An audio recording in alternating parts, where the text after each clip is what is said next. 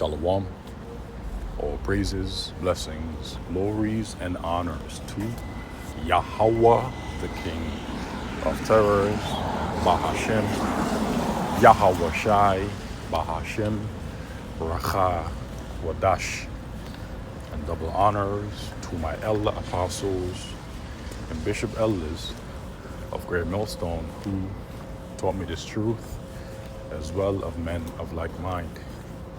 Shalom wa chasad, which means peace and mercy to the elect of the nation of Israel, whom I use so-called Negroes, Latinos, Native American Indians, and Israelite foreigners of the sea land of our forefathers, Abraham, Isaac, and Jacob, whom are scattered here in America, which is Babylon the Great and abroad.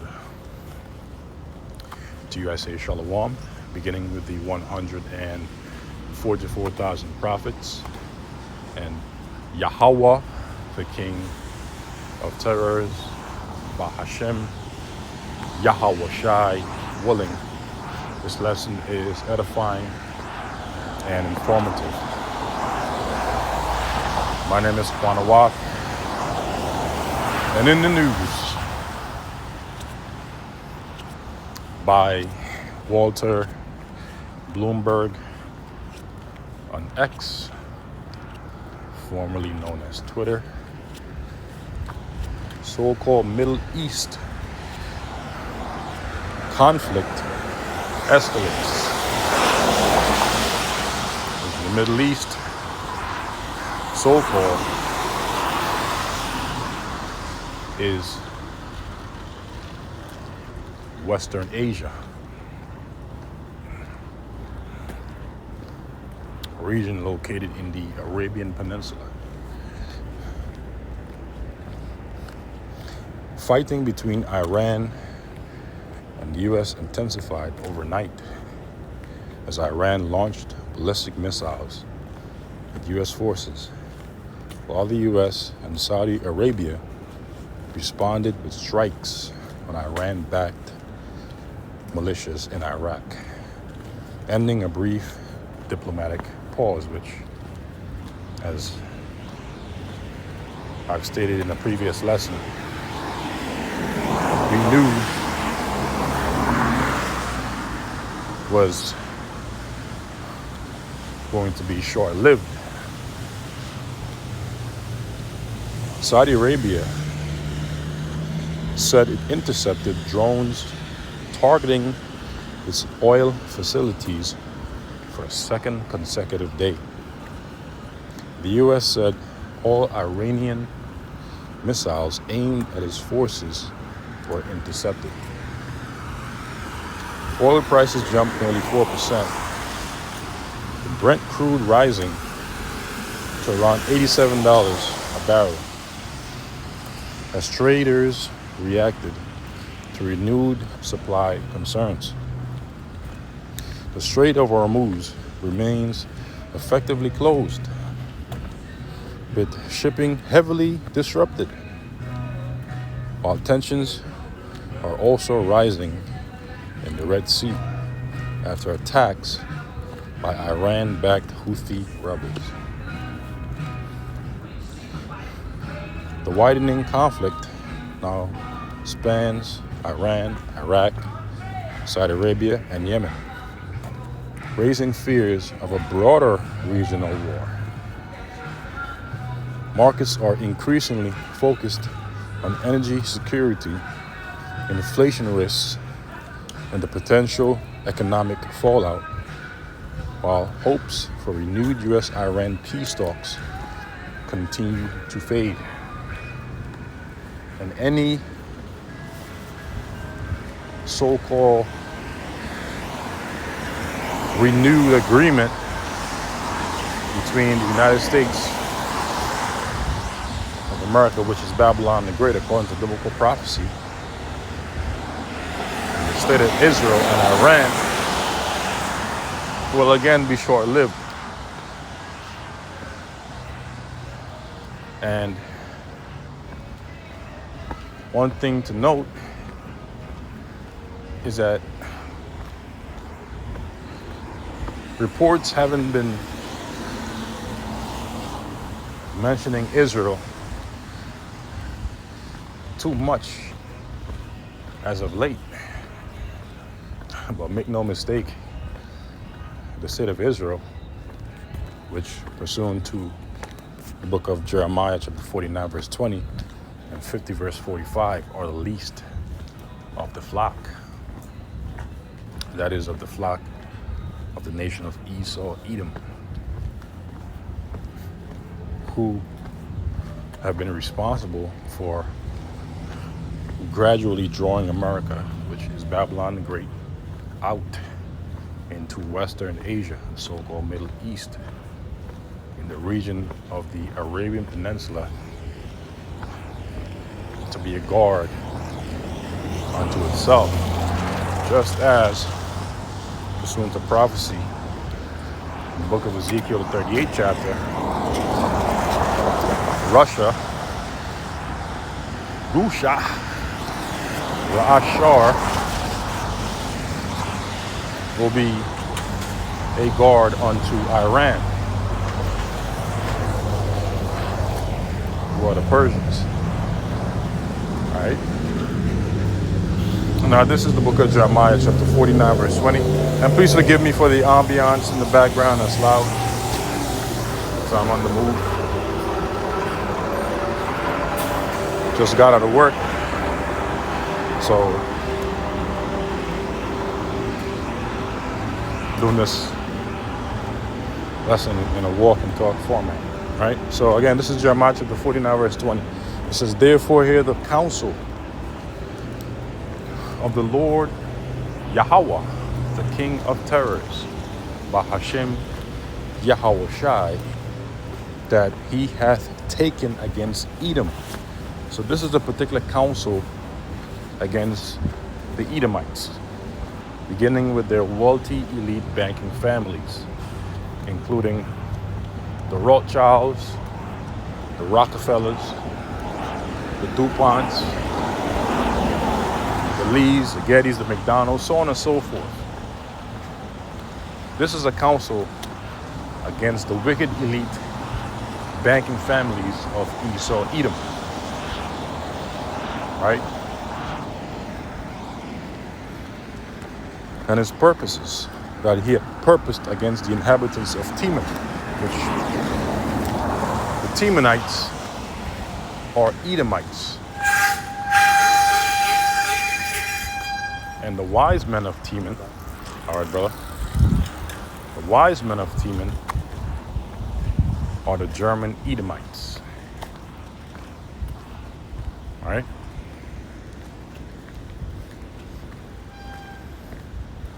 Surely the least of the flock, again, is the state of Israel. All right? Shall draw them, which the them is referring to America, Babylon the Great, out where? As we have been seeing, out into the so-called Middle East, right? So that America could be a guard unto the state of Israel. Just as, again, Russia will become a guard unto Iran. Surely the least of the flock shall draw them out. And we've been seeing that over the past several years, gradually, through different naval build-ups and things of that nature. Surely he shall make their habitations desolate with them. So the habitations of the Edomites, including here in America, Babylon the Great, and in the state of Israel, will be made desolate according to biblical prophecy. How? By way of thermonuclear fire, according to biblical prophecy. Right? Jeremiah chapter 50, verse 45. It says, therefore hear ye the counsel of the Lord Yahweh, the King of terrors, Bahashem Yahweh Shai, that he had taken against Babylon. Notice that in the 49th chapter, the 20th verse, it states against Edom. But here in the 50th chapter, the 45th verse, it states Babylon. This proves that Babylon and Edom are synonymous, one and the same per biblical prophecy. Remember, Revelation chapter 11, verse 8 states that America, Babylon the Great, is spiritually called Sodom and Egypt. Right? A great place of confusion, of Babel. Right? A great melting pot. We know this because Revelation, the 17th chapter, tells us that the waters within this nation, which represents the people, are different nations, kindreds, and tongues. So this is indeed and in fact a great melting pot, a place of great confusion for many unclean reasons, many reasons that are contrary to the principles of Yahweh Bahashem Yahweh Shai. And that's precisely why the Lord is going to destroy it. Right? Among other reasons, of course. So reading on in Jeremiah chapter 50, verse 45, it says, and his purpose is that he had purpose against the land of the Chaldeans. And the modern day Chaldeans are the Edomites, beginning with the elite banking families of Esau, Edom, who indulge in witchcraft, sorceries, wizardries from their youth, Isaiah 47th chapter, right? It says, surely the least of the flock shall draw them out. Surely he shall make their habitation desolate with them. So their desolation is nigh, right? Per biblical prophecy. So we are in the season of war, man. And as we approach closer to the end, we're going to continue to see these conflicts occur in small increments until eventually things get out of control and things intensify. But before they truly do, the mark of the beast, which is your RFID microchip, must first be instituted, has to be introduced across the globe, all right, mandatorily, according to the book of Revelation, the 13th chapter. So let's get a few more scriptures, and then Lord's willing conclude the lesson. Ecclesiastes chapter 3, verse 1. It says, to everything there is a season, and a time to every purpose under the heaven. Verse 8, a time to love and a time to hate. And you're clearly in a season of hate, not of love. Our Lord Yahweh Shai prophesied in the book of St. Matthew 24, verse 12, that, and because iniquity shall abound, which iniquity is sin upon sin. What is sin? 1 John chapter 3, verse 4 tells us that sin is a transgression of the law of Yahweh, the King of terrors, Bahashem Yahweh Shai. And the wages of it is death, right? And so because iniquity shall abound, the love of many shall wax cold. So the love that people will have towards each other, including friends and families, will grow cold because we are in the prophetic season of hate. We are not in the time of love, and it's very evident. And if you can't see that, then you're either living under a rock, you're like an ostrich with your head stuck in the ground, or most of that you just can't see it. It's that simple. But I thank the Lord that I can, and that brothers and sisters of the elect can, which I pray I'm of that number. All right? We know in a time of war and a time of peace, and we're obviously in a time of war, hence the reason why we've been seeing these different proxy wars, events, and hearing of wars or rumors of wars. But the end is not yet, because the mark of the beast must first be introduced and subsequently mandated across the globe, which the mark of the beast is the RFID microchip, also known as the NFC chip implant in Europe, also known as the bio, which the word bio means living or alive, chip implant, and also known as the brain chip implant, i.e. Elon Musk's Neuralink, among others, right? So we're in the season of war, season of hate. These nations are preparing for war, man.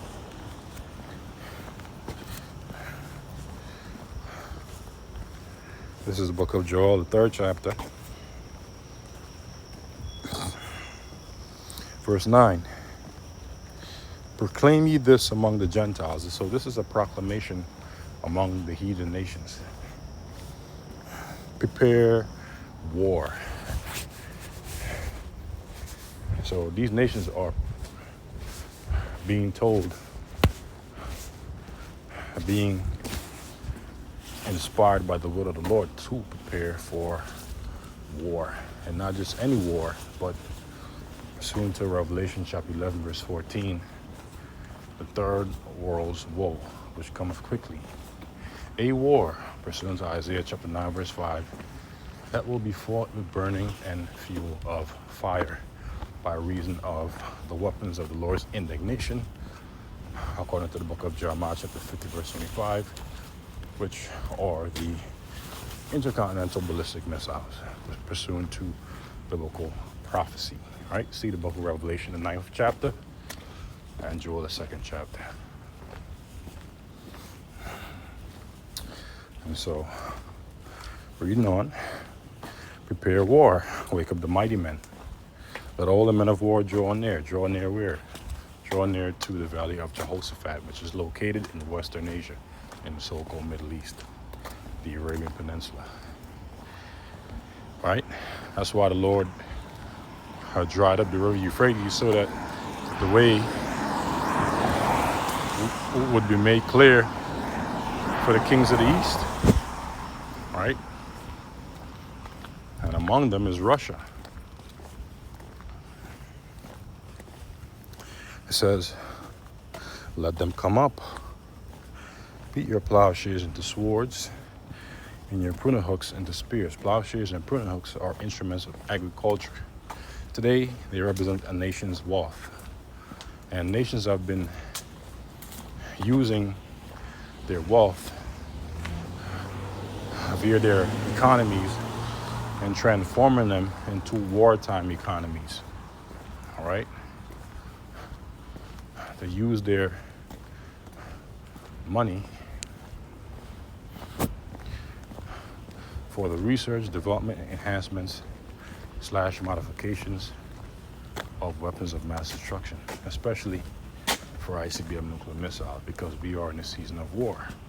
These nations are preparing for war. Examples include North Korea, right? China, even Iran, India.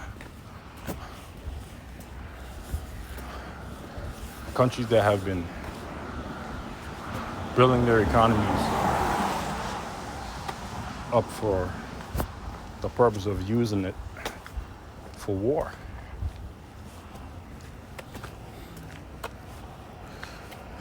Let the weak say I am strong. And that's exactly what's happening. Nations that were once weak are now saying that they're strong because now they possess the capabilities, especially through owning ICBM nuclear missiles, to level the playing field. Assemble yourselves and come, all ye heathen, and gather yourselves together round about.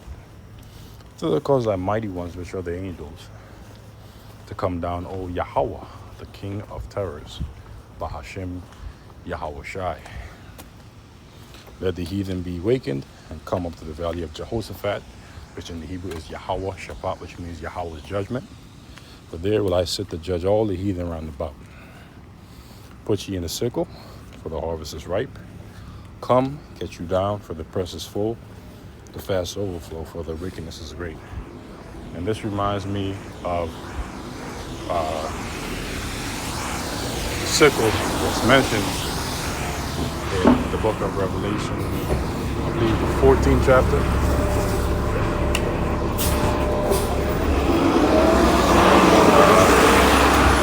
Reading on. It says, multitudes in the valley of decision. For the day of the Lord Yahweh, the King of terrors, Bahashem Yahweh Shai, is near in the valley of decision. So the day is near, okay? The days of judgment are at hand. So with that, I'll conclude this lesson. Lord is willing, it has been edifying to the elect. And I'll catch you brothers and for you sisters, Lord is willing, in the next. Shalom.